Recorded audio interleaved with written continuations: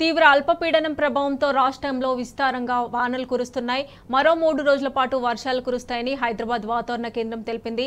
పలు జిల్లాల్లో మోస్తారు నుంచి భారీ వర్షాలు కురుస్తాయని హెచ్చరించింది. పలు జిల్లాలకు వాతావరణ శాఖ హై అలర్ట్ ప్రకటించింది.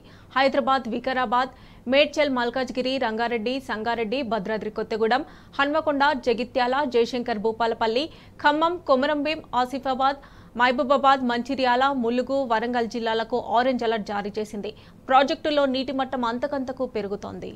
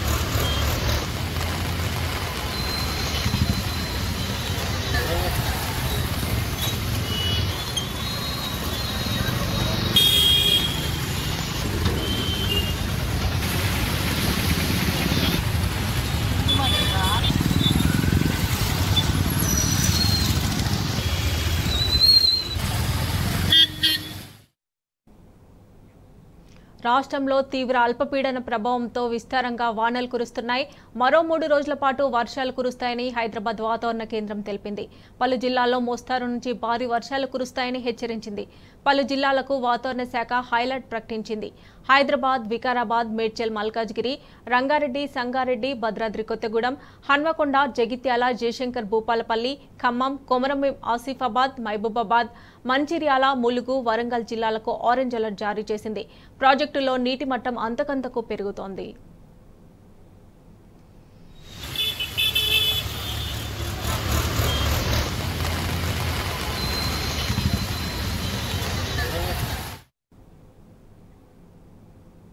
గత 2 రోజులుగా ఎడతెరిపి లేకుండా కురుస్తున్న వర్షానికి పెద్దపల్లి జిల్లా మంతనిలోని బోయిన్పేటలో ఇల్లు కూలిపోయింది.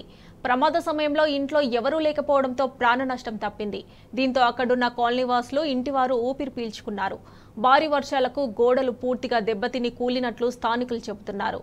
ప్రభుత్వం తమను ఆదుకోవాలని బాధితులు రాష్ట్ర ప్రభుత్వాన్ని వేడుకుంటున్నారు.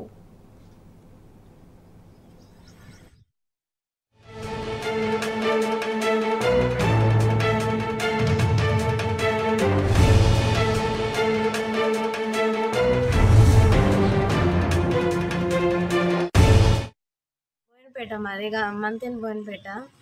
గత 3 రోజుల నుండి వాన కొడుతుంటే మొత్తం ఇల్లు మొత్తం కూలే టైంలో నైట్ ఏం చేసినాం, నైట్ 3 ప్రాంతంలో బయటికి వచ్చినాం. వేరేట వాళ్ళ ఇంటికాడ వండుకున్నాం. మొత్తం అది కూలిపోయింది. మొత్తం కూలి సామాన్ అంతా ఖరాబ్ అయింది. ప్రభుత్వం మమ్మల్ని ఆదుకోవాలని కోరుకుంటున్నాం. మాకు అమ్మ నాన్న లేరు, మా దగ్గర ఏం లేదు. ఆర్థిక సాయం చేయమని కోరుతున్నాం ప్రభుత్వాన్ని.